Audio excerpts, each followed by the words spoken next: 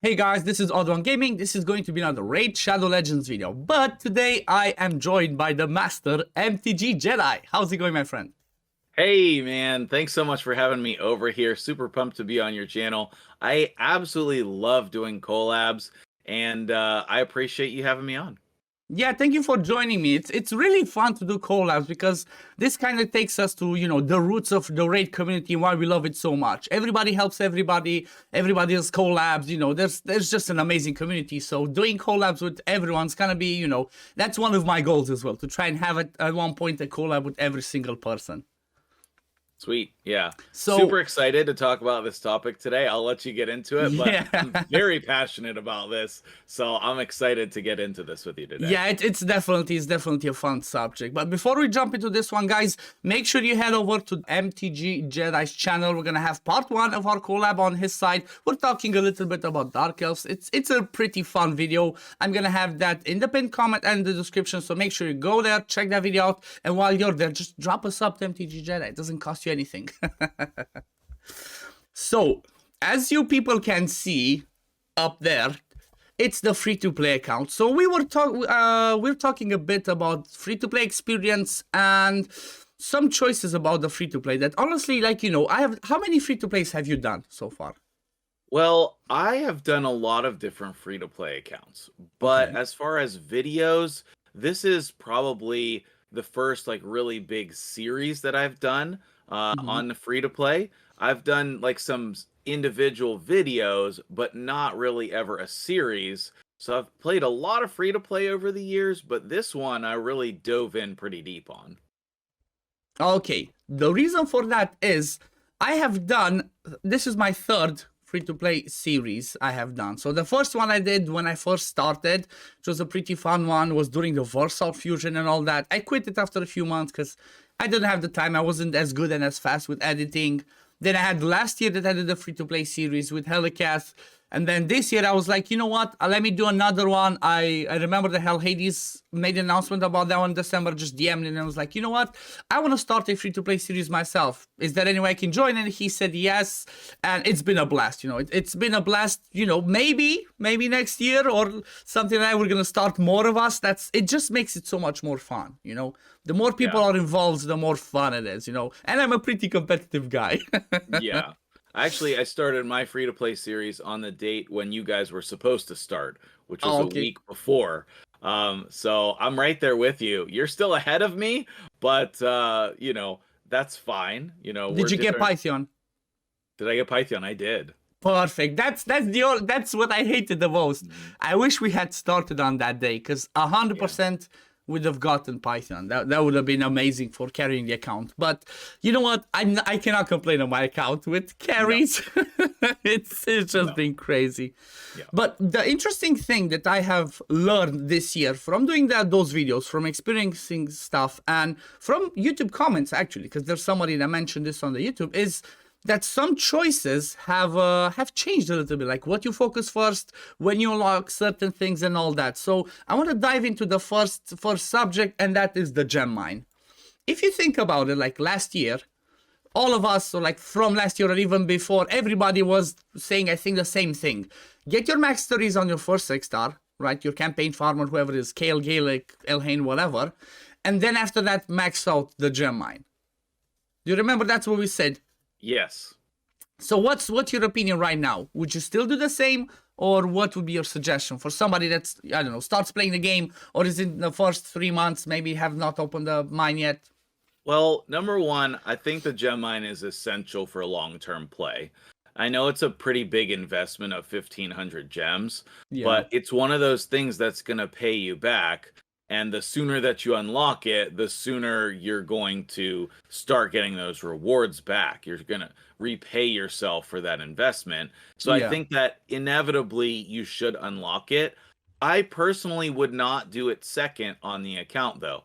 I think you cannot argue getting masteries is the most important thing on 2 to 3 champions. Yeah. You're getting so many gems from the missions and just normal play that you need those masteries because you can't farm Minotaur to get them. It's just not reasonable. Until you can farm level 15, you have to buy the masteries, in my opinion. So if you need 2 champions to do that, great. If you need 3, do it.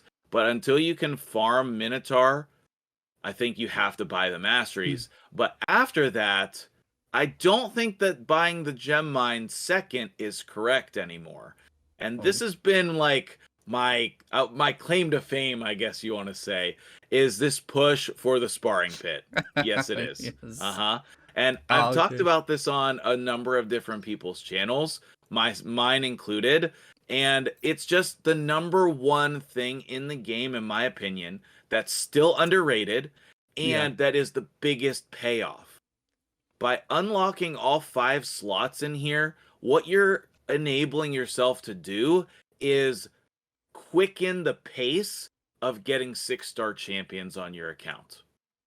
Right now, I'm at a pace of getting 1 new 6-star every 7 to 10 days. And normally, you would have to spend a ton of energy, gems, resources in order to do that.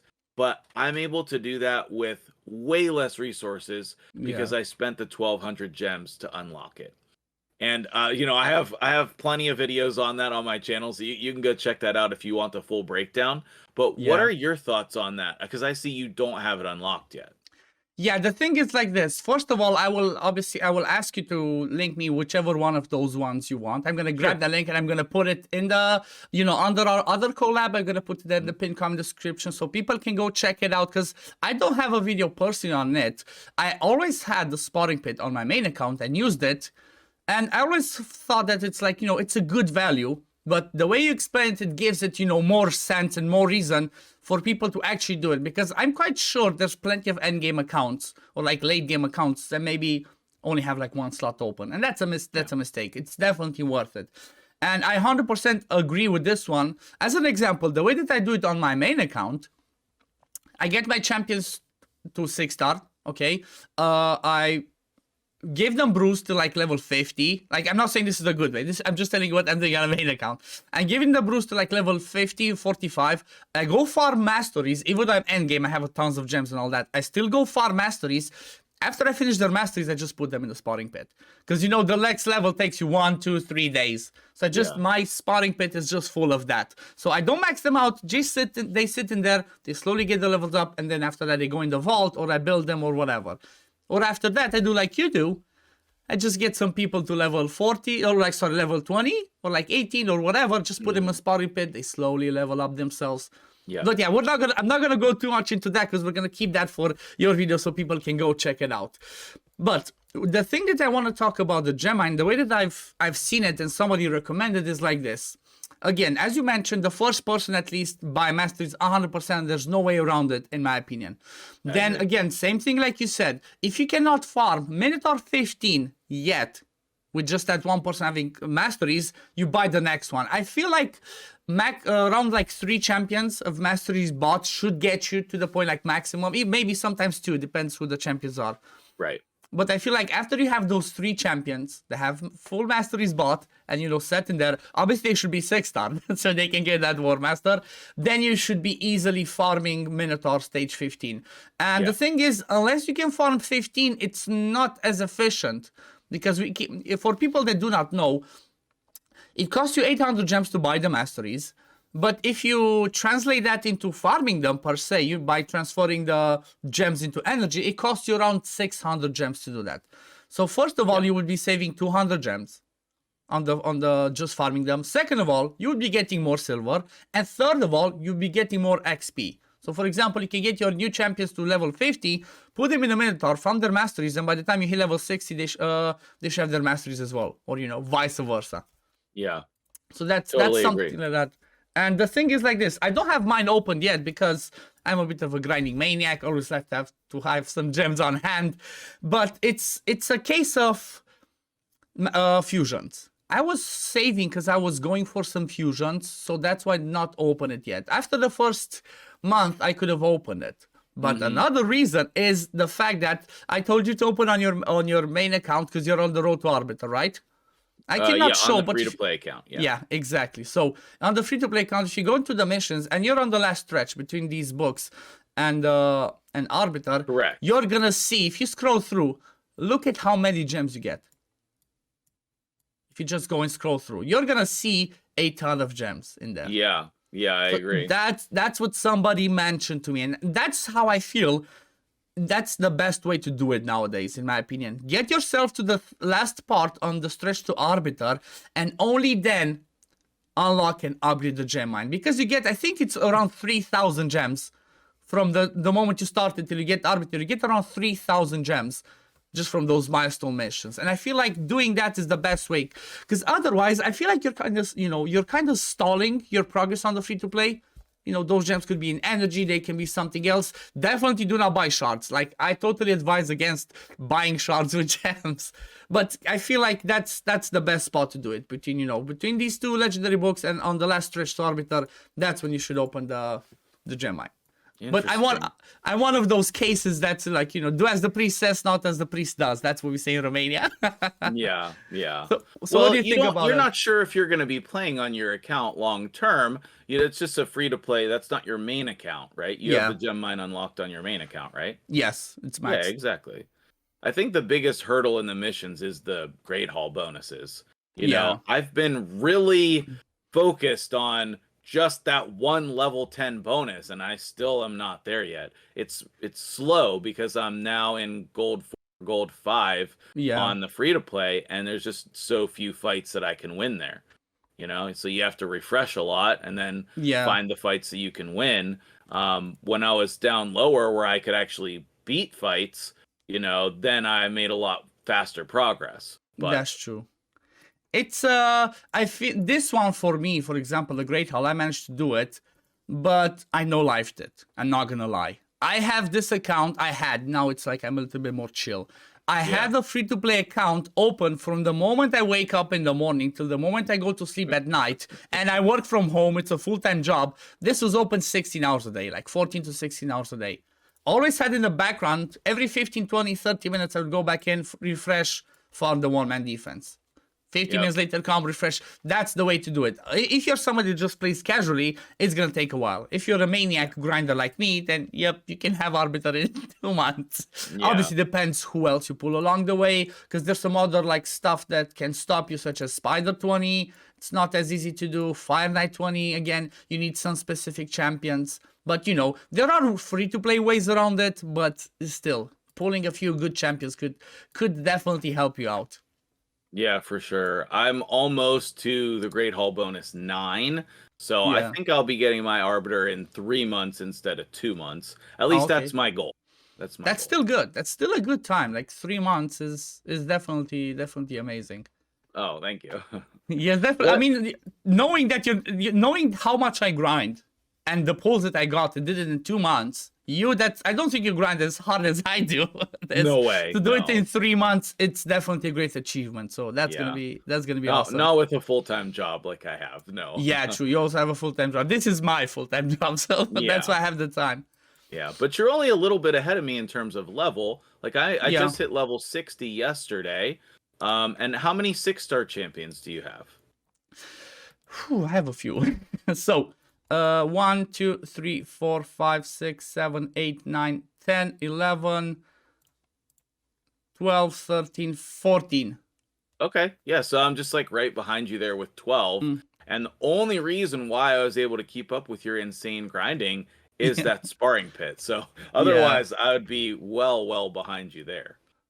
I still have 1, 2, 3, 4, 5, 6, and you got some 6 star. food in there too. 2, 3, 4, 5, another 6 star. I told you I'm a grinding maniac. Oh my I prepare goodness. everything. I prepare everything and go everything in time. The reason why I kept these ones is because I was waiting to hopefully pull a better ally protector.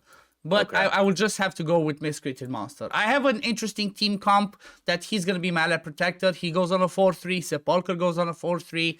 I'm going to have something interesting built, but, we'll see that for later. I want to touch on one more subject that's a little bit different, and I've not talked with somebody else.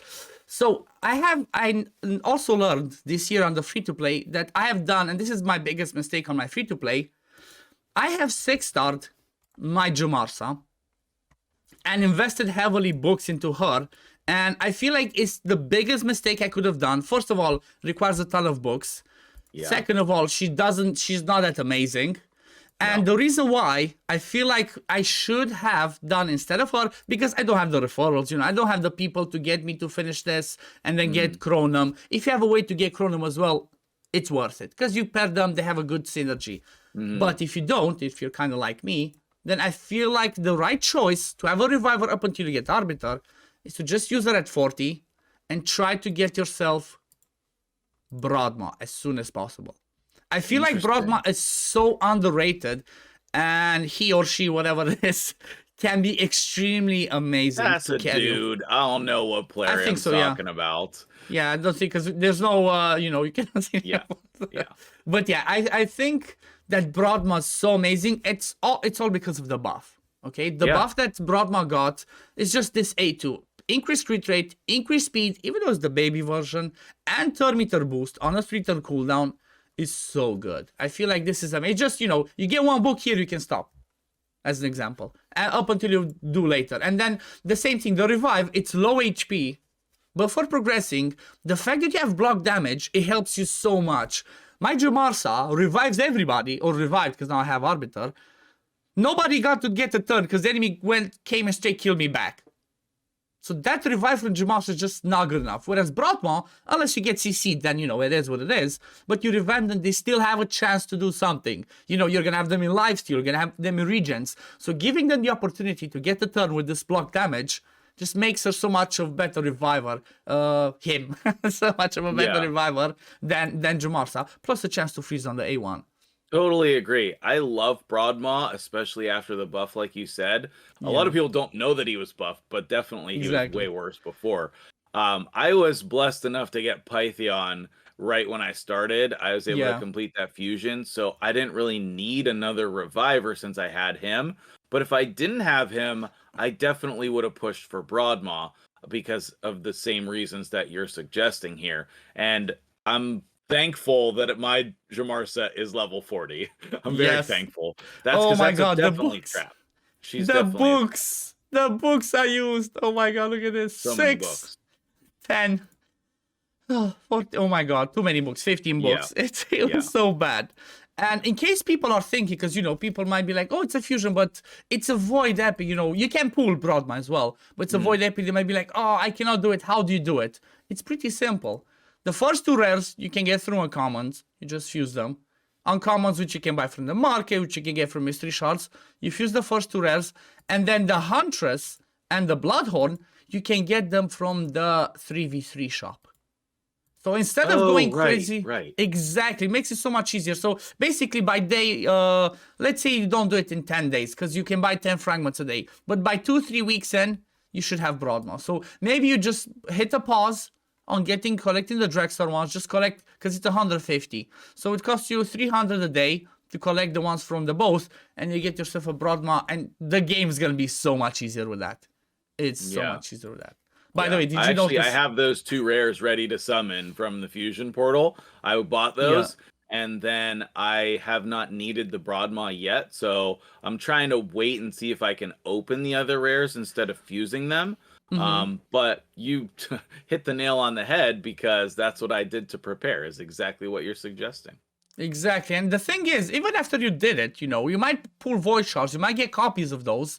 I think people should always save those rares, because you can always refuse Broadmaw again and again and again and again to get yourself 350 champion chase points. That's just something amazing. Oh, yeah, I was showing you. I'm in Broad 3 on the free to play. Wow, for 3v3? Yes, that's because your roster's ridiculous. Yes, and I'm gonna quite possibly get into bronze for 4 this week. Yeah, I think by the time this goes live, your new little secret that you've been hiding here will have been unveiled. So make sure you go back and check the previous video on the account for the big reveal here. So oh my god, go watch that one as well. Yeah, they have to see the reaction. Like this is the thing. Like, even if people see, a spoiler that we give in a new video, they haven't seen the previous one, the reactions are what make these videos funny. Some people like sharp pulls. Some people hate sharp pulls. I like them because of the reaction. You know, you get to see the happiness. The happiness that I'm getting from pulling certain things on the free-to-play is barred no other account. Like, on the main account, I pull something like, oh, I pulled the champion. You know, it's not the same. When there's a baby account that you're progressing, you pull like, what? I pulled a Trundle. It's just so much better. Yeah. Who's the best one you pulled on your free-to-play? I pulled Rio. Oh, yeah. damn. I had 5 Void Shards.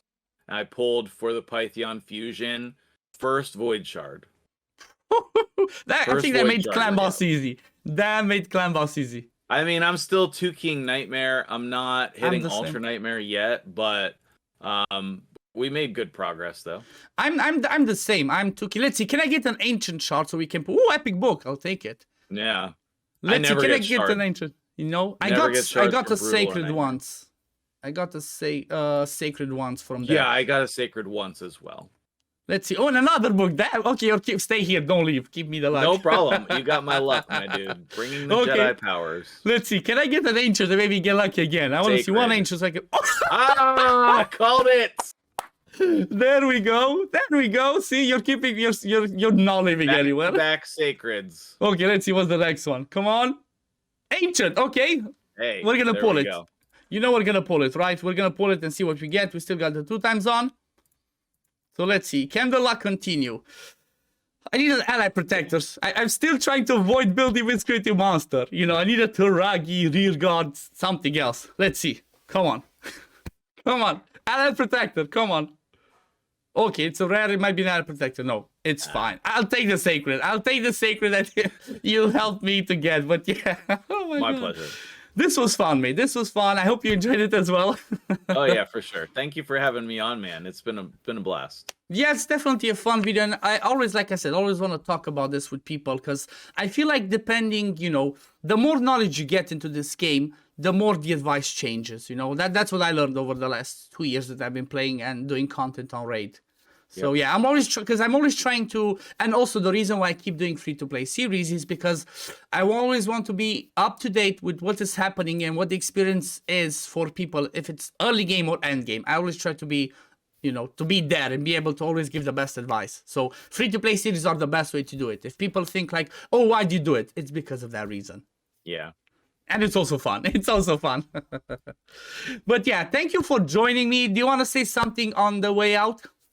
You know, I just have been having an absolute blast with this Faction War series. We're breaking down each faction with a different content creator. That's the video that OddOne and I did for the collab on my channel talking about Dark Elves. And we have a different content creator for all of the other factions. We're nearing the end. We're almost there. So make sure you check that series out. It's great for wherever you're at in the game. If you're trying to beat Faction Wars, it's great. If you're an endgame player, I'm sure there's still tidbits in there of underrated champions that maybe you're not utilizing on your account. So make sure you check that out. That's been my big passion in 2023. Yeah, it's definitely a pretty fun series. And again, I'm going to have the collab that we did on your side in the pinned comment and the description, plus your sparring pit, whichever one that you give me. Your sparring pit video is going to be also there, so people can go check out and see why they should actually be focusing on the sparring pit. I'm not going to tell too much, but I'm going to let them watch that. Okay. But yeah, this was fun. Thank you again for joining me, MTG Jedi. Thank you everybody for watching. Hope you enjoyed it. If you enjoyed it and you enjoy my content, don't forget to like this video, subscribe to the channel. I'm really close to that tier 3. I'm really close to 8K subs. I really want that test server, so help a brother out. But yeah, thank you for joining me, mate, again. And yeah, this is gonna be it for the video. Thank you for watching. We'll see you in the next one. Peace.